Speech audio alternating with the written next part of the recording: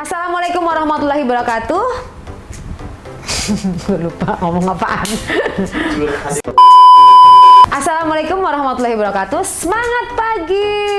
Semoga yang nonton YouTube ini saya mendoakan dalam kondisi sehat walafiat, dan juga bagi yang sakit segera bisa dipulihkan, diangkat sakitnya oleh Allah Subhanahu wa taala. Amin ya rabbal alamin. Nah, bicara mengenai penyakit yang sekarang lagi menghebohkan, yaitu adanya penyebaran virus corona yang bisa menstimulasi mengakibatkan orang mengalami sakit flu yang disertai dengan rasa sesak yang luar biasa, yang efeknya kalau tidak bisa recovery atau ketahanan tubuhnya mengalami masalah, maka dia akan berakhir dengan kematian. Nah, inilah yang mengakibatkan kekhawatiran banyak orang di seluruh dunia terhadap virus dari corona. Bicara mengenai corona, semua sudah banyak mengulas. Saya hanya mengulas dari sudut pandang psikologi dengan mengambil hukum yang disebut dengan hukum fraktal. Apa kaitannya antara virus corona dengan fraktal itu sendiri, dan bagaimana solusinya menghadapi situasi dan kondisi seperti ini? Nah, sebelum membahas lebih lanjut, tolong dong untuk YouTube ini di-subscribe, di-like di sini, bagus sekali, serta di-share ke semua orang. Kenapa? Agar semua orang bisa memahami dan juga bisa mendapatkan informasi yang lebih baik buat dirinya, sehingga mungkin bisa mengubah keadaannya. Dan juga tekan tombol lonceng di bawah ini, supaya semua informasi yang saya sampaikan di dalam program YouTube saya ini bisa selalu kamu dapatkan dengan baik. Saya tunggu. Oke, terima kasih. Hai, kita akan membahas bicara mengenai virus corona dan bicara mengenai fraktal. Saya diskusi dulu mengenai virus corona. Apa yang dimaksud dengan virus corona?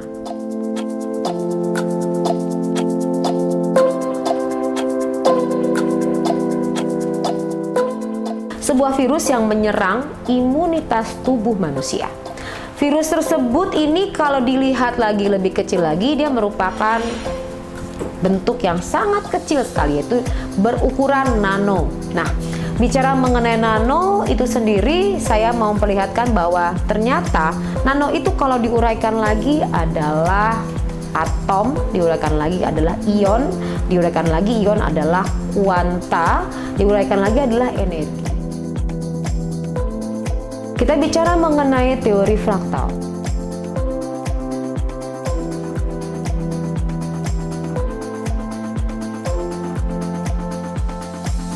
Teori fraktal itulah teori pengulangan. Jadi apabila pernah terjadi, dia akan terjadi lagi. Kenapa bisa terjadi lagi? Karena ada memori yang disimpan. Ingat bahwa saya adalah energi, kamu adalah energi, alam semesta ini adalah energi. Dan semua energi, tanaman, tumbuhan, hewan, semuanya adalah energi. Termasuk virus corona adalah energi. Di alam semesta ini, di tubuh kita manusia, apabila pernah diinput sebuah informasi, maka di dalam otak kita itu pada saat berpikir akan mengambil memori itu. Sama hal dengan alam semesta. Apabila pernah terjadi sebuah peristiwa di awal, dia akan mengalami pengulangan kembali. Menurut Rene Mandelbrot, salah satu peneliti dari teori fraktal, ia menyatakan bahwa teori ini menembus batas ruang dan waktu. Fraktal ini berasal dari kata Latin franger dan fraction, atau bagian dari keseluruhan. Fenomena pola berulang, elemen-elemen dari keseluruhan terulang di dalam setiap fragmen. Kalau kamu lihat dari gambar-gambar ini, kamu bisa lihat, ya, seperti ini gambarnya, ada pola berulang, seperti ini, ya. Tanaman juga polanya berulang, seperti ini, ya, seperti itu. Semuanya mengalami pengulangan-pengulangan. Termasuk dengan peristiwa demi peristiwa. Dan semua ini sebenarnya sudah diperlihatkan dari alam semesta. Lihat polanya. Jadi kalau apabila pernah terjadi sebuah peristiwa, maka akan terjadi lagi peristiwa selanjutnya. Kita perhatikan dari pakaian kita juga, batik juga merupakan ulangan. Nah, kamu lihat juga di sekeliling kamu. Termasuk di sini adalah banjir. Coba perhatiin, kenapa setiap 5 tahun sekali ada sebuah kondisi banjir di Jakarta, mohon maaf, terulang lagi dan terulang lagi. Nah, pengulangan ini juga terjadi untuk sebuah kondisi dari peristiwa sejarah di dunia. Kita lihat, peristiwa ini berarti juga sama halnya dengan peristiwa yang terjadi dengan virus yang mewabah di dunia. Kita lihat pola pertama. Pertama adalah wabah Marseille yang terjadi pada tahun 1720 di Prancis. Itu yang menginfeksi manusia dari kutu tikus oriental. Dan untuk menghentikannya, terpaksalah dibangun tembok pemisah yang bernama Mur de la Peste. Wabah itu selesai setelah 2 tahun kemudian, dan itu menyerang 100.000 orang pada waktu itu yang terkena wabah tersebut. Kemudian wabah yang kedua adalah wabah kolera tahun 1820. Pandemik ini dikenal dengan pandemik Asiatik pertama. Kemunculannya pertama adalah di Kalkuta, lalu menyebar ke Asia Tenggara, Timur Tengah, Afrika Timur. Ratusan ribu orang tewas. Wabah ini munculnya dari Sungai Gangga saat itu ada festival di India. Para ziarah menyebarkan ke daerah masing-masing. Dan wabah ini alhamdulillah selesai, walaupun cukup lama, beberapa tahun kemudian. Kemudian yang terjadi berikutnya adalah flu Spanyol yang terjadi pada tahun 1920. Wabah flu ini adalah H1N1 yang lebih berbahaya dari virus normal karena mutasi genetik. Flu Spanyol ini menginfeksi lebih dari 500 juta di seluruh dunia. Virus ini amat sangat berbahaya karena merusak sistem kekebalan tubuh manusia. Penyebaran virus ini termasuk cepat ketimbang virus lainnya karena menyebar lewat udara. Dan kemudian ia mengalami reda beberapa tahun kemudian. Yang berikutnya adalah muncul benar sekali 100 tahun kemudian, yaitu 2020, yaitu wabah corona. Wabah ini muncul pertama kali di Wuhan, Cina. Dan penularannya ini dari manusia ke manusia. Tingkat penyebarannya juga meningkat di Februari di seluruh dunia. Dan virus ini memiliki gejala demam batuk mirip dengan gejala flu yang sebelumnya yang saya sebutkan tadi, atau flu Spanyol. Dan flu ini juga berakibat fatal karena ia menyerang imunitas tubuh manusia. Jadi kalau tidak segera ditangani, maka dia akan menyerang lagi kepada manusia yang imunitasnya lemah. Dari gambaran fraktal peristiwa tahun-tahun tersebut dapat kita ambil kesimpulan bahwa setiap 100 tahun sekali akan terjadi wabah. Di sini disebut dengan teori fraktal.